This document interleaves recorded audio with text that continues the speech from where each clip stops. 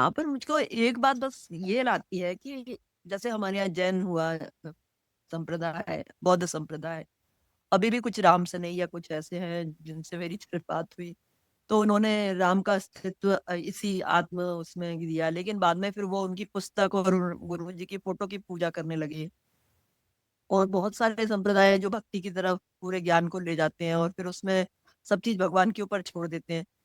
तो ये समाज, हम एक सामाजिक प्राणी हैं, तो हम को सामाजिक कर्तव्य भी अपने करने होते हैं। तो सब करने इसको हैं। और अध्यात्म को जोड़ने के लिए क्या आगे आप बताएंगे कुछ कि हाँ अभी हाँ, बस है? ये समाज में हम अच्छे से अच्छा कर पाए, अच्छे से अच्छे हमारा व्यवहार रहे, उसी के लिए तो हमें आत्मज्ञान में स्थित होना है। अभी हम अज्ञानी हैं, अज्ञान में हैं, इसीलिए तो इतने परेशानियां हमारे जीवन में पैदा होती हैं। किसी ने हमें किसी ने हमें कुछ कहा तो तुरंत हमारी ईगो हर्ट हो जाती है। तो क्या क्या क्या मिल रहा है हमें?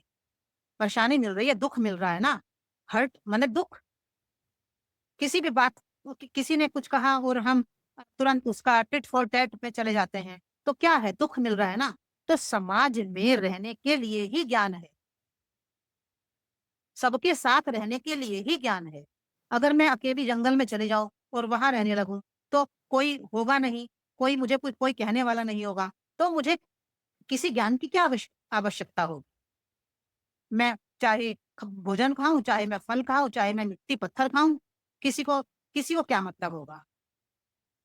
क्योंकि हम अकेले नहीं हैं, हम साथ रहते हैं, हम समाज में रहते हैं, हम देश में रहते हैं, हम राष्ट्र में रहते हैं, हम विश्व में रहते हैं। तो सबके साथ हम कैसे विश्व बंधुत्व कैसे आएगा? जब हम ज्ञान में होंगे। और ये तो ज्ञान की एक छोटी सी झलक है, स्टार्टिंग है ये तो केवल।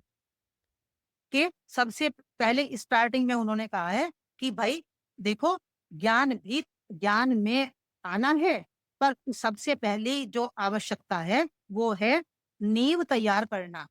मकान को तभी बनाएंगे जब नींव तैयार होगी। और नींव है मन का शुद्ध पवित्र होना। जब तक मन शुद्ध पवित्र नहीं होगा, तब जब तक ये नींव नहीं बनेगी, तब तक आप मकान नहीं बना सकते। आप ज्ञान की एक छोटी सी बूंद को भी कभी अप्लाई कर लें, यानी किसी ने आपको बुरा भला कहा और आप टिट फॉर टैट में नहीं गए, आपने उसको स्वीकार कर लिया कि ठीक है, जैसी उसकी इच्छा, सब अलग अलग है, जैसी उसकी इच्छा। एक छोटे से ज्ञान की बूंद ही हमें उस समय कितनी प्रसन्नता देती है। सोचो, किसी का हमने जरा सा सहयोग किसी का सहयोग किया, वो जरा सा सहयोग ही हमें कितनी खुशी दे देता है। अब सोचो कि यदि हम आत्मज्ञान में स्थित हो गए, ज्ञान आत्मज्ञान में स्थित होने का मतलब सब सब प्रकार का ज्ञान हमारे अंदर अपने आप अवतरित होगा।